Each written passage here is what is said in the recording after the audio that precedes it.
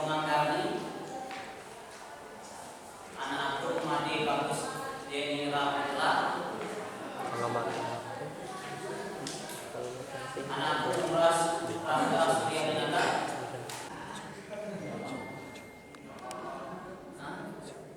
Berarti no komen ya.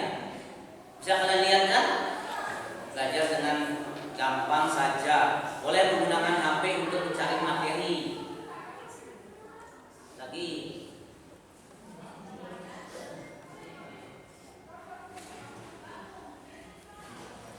selalu seru dan sulit dalam belajar. Udah berarti ya bisa disimpulkan ya.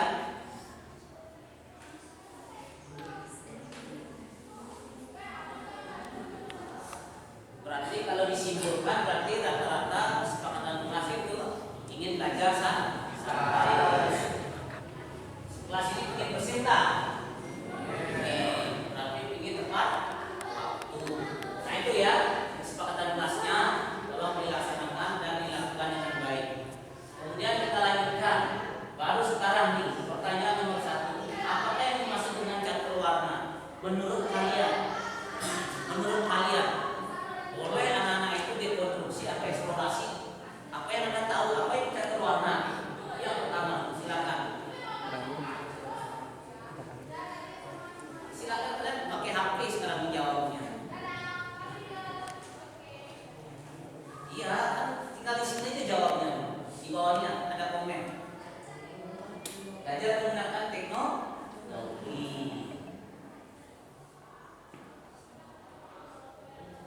Gambar boleh.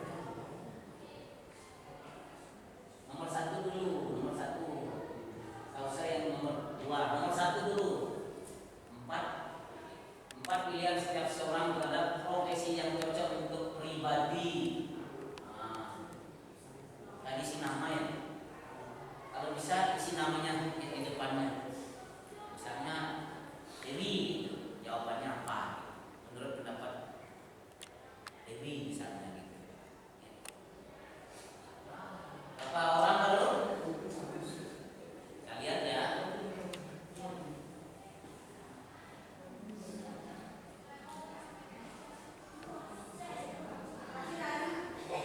Nah, PBB mengatakan 4 pilihan setiap individu terhadap pekerjaan yang cocok untuk dirinya.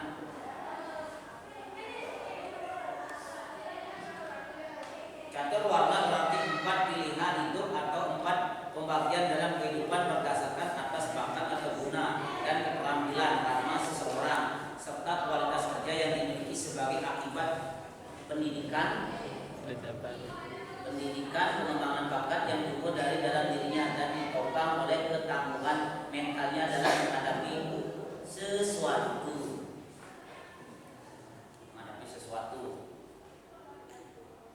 Pandai. Catur warna berasal dari bahasa Sanskerta yang dibentuk dari kata catur yang berarti 4 dan warna berarti pilihan. Jadi catur warna yaitu 4 pilihan.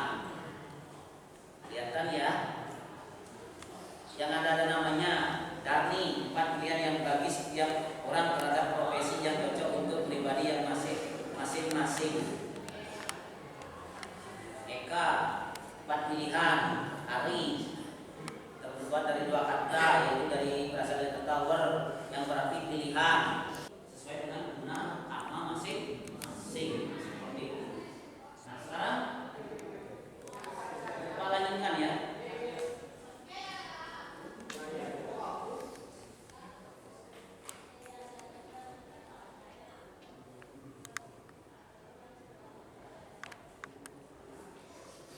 Lihat nomor 2. Pertanyaan nomor 2. Ini terkait dengan kalian sendiri. Nomor 2. Coba kalian buat impian kalian 3 tahun yang akan datang. Jika dikaitkan dengan ajaran catur warna. Apa impian kalian? Kalian punya impian nggak? Punya impian. Masuk SMA 5 pasti punya impian. Nah impian itu kalian buat sekarang. Apa impian kalian 3 tahun? Sekarang pas 10, 9, 12. Sekarang apa impian kalian? Silakan buat apa impian kalian?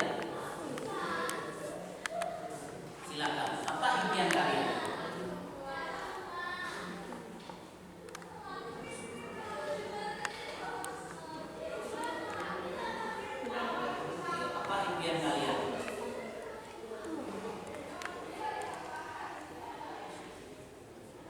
disesuaikan dengan kaitan dengan cenderung warna mana yang kalian inginkan.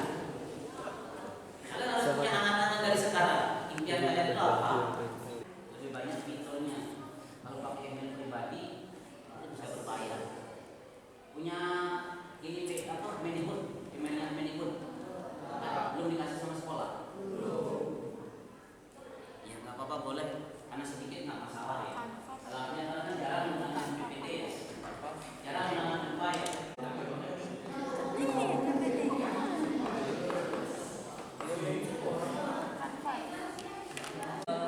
Boleh sih.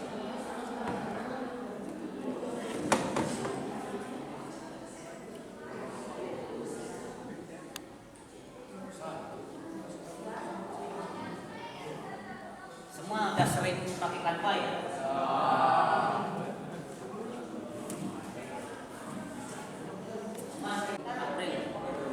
Oh, minta skripnya. Aslinya saya lakukan, aslinya. Kalau nggak beli semua, orang tua nggak boleh bikin dulu gitu. Karena kecil saya nggak tahu. Cuci maksa banget kayak skrip.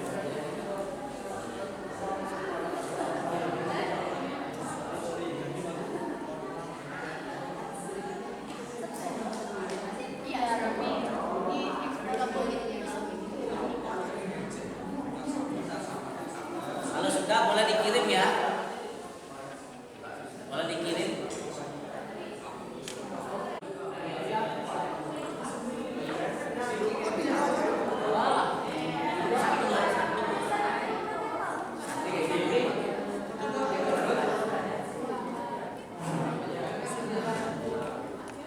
Putri mengirimkan lewat WA apa ya?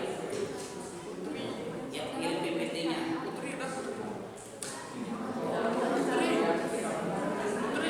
Sudah? Bayar Nana ya. Sampai jam. Nah sekarang Pak inginkan sama Nana ya. Apa namanya?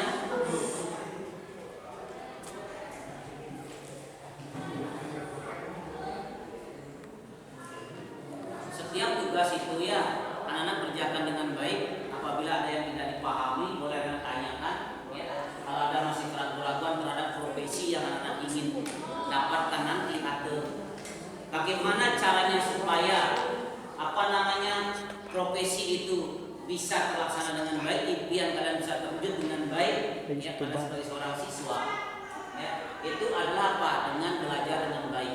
Apabila anak ingin menjadi seorang brahmana ya, bukan berarti brahmana itu adalah pemangku tidak ya. Brahmana itu adalah orang yang mengajarkan ilmu pengetahuan. Profesinya adalah sebagai seorang dosen atau guru. Ya, itu profesi seorang brahmana. Karena masih banyak di masyarakat keliru. Baru brahmana itu kalau jadi mampu itu berani tidak. Ya, itu kalau kalian mau jadi seorang dosen, mau jadi seorang guru itu paling tidak kalian harus sarjana. Paling tidak. Kalau dosen itu paling tidak sudah magister atau doktor. Bagaimana caranya untuk mendapatkan itu? Kalian harus belajar lebih dari sekarang. Kemudian yang kedua itu terkait dengan kesatria. Bagian yang kedua kesatria itu adalah orang yang berprofesi menjadi seorang pemimpin. Contohnya kepala desa, camat, gubernur, ya, presiden, menteri, DPD, DPR RI, ya, polisi, tentara, satpam. Itu ada merupakan kesatria. Kalau menjadi satpam taman SMA sudah bisa jadi satpam taman SMA, tapi harus berpendidikan. Apa pendidikannya? Pendidikan satpam. Ya, kalau pendidikan satpam kalau di Denpasar itu ada di Polda Bali dan di Polresta Denpasar. Ya, itu pendidikannya paling tidak kalian harus yang laki-laki mendapatkan ganda pratama. Itu namanya ganda pratama. Ya, kalau ada yang mau jadi satpam. Satpam itu kan kesatria, boleh. Ada yang mau jadi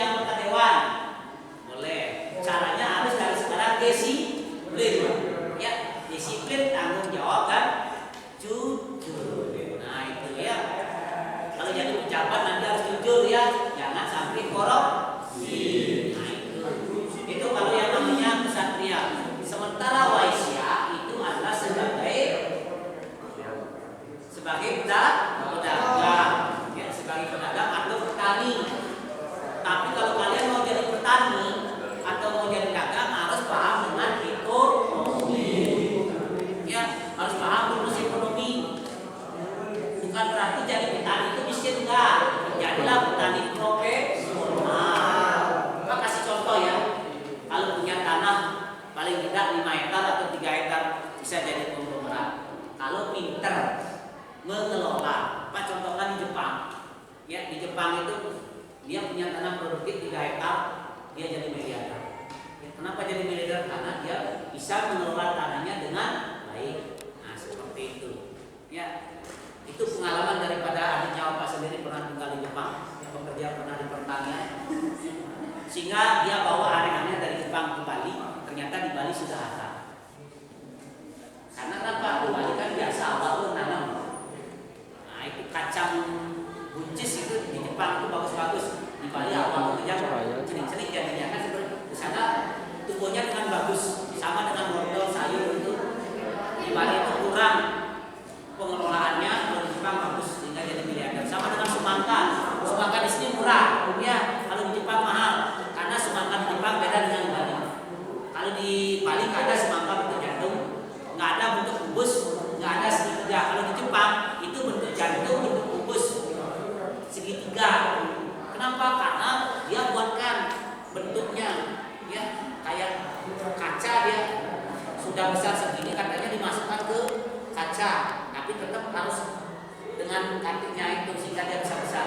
Nanti dia mengikuti bentuk daripada yang ada di sampingnya, itu mahal jadinya. Nah seperti itu.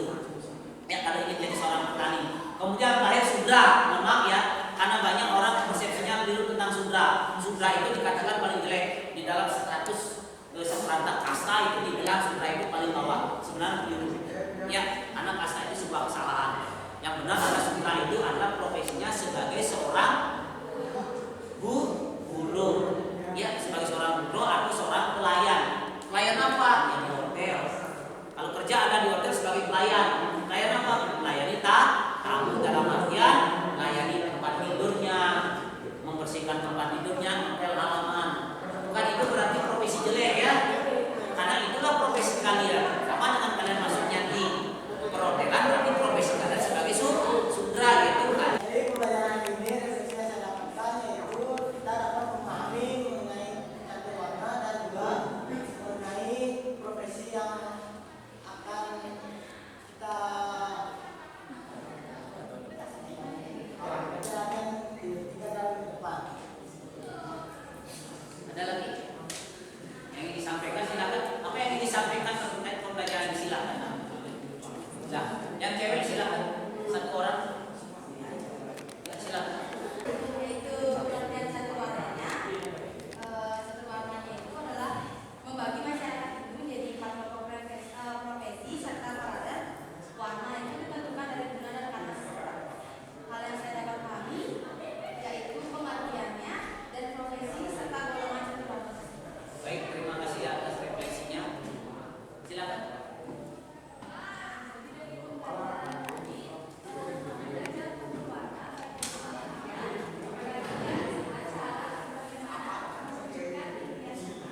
Baik, terima kasih. Baik anak-anak ya. Nah itulah tadi kan menyangkut refleksi yang merefleksikan bahwa belajar hari ini kalian dapat memahami terkait dengan catur warna dan profesi yang kalian akan ambil nanti. Seperti apa profesi itu dan cara untuk menunjukkan profesi tersebut adalah dengan cara tekun belajar. Nah, seperti itu ya. Nah itulah hasil refleksi. Baik anak-anak ya, jadi Pak dapat simpulkan bahwa setiap pekerjaan apapun yang kalian ambil itu adalah merupakan bagian daripada catur warna. Ya, baik itu sebagai kesatria, sebagai brahmana, sebagai waisya maupun sebagai sudra, semuanya pekerjaan adalah profesional dan baik. Tidak ada yang buruk, semuanya baik. Tergantung kepada posisi kita mengambilnya dan bagaimana kita melakukannya dengan tulus dan ikhlas. Karena semuanya akan menghasilkan sebuah kebahagiaan dan kesejahteraan.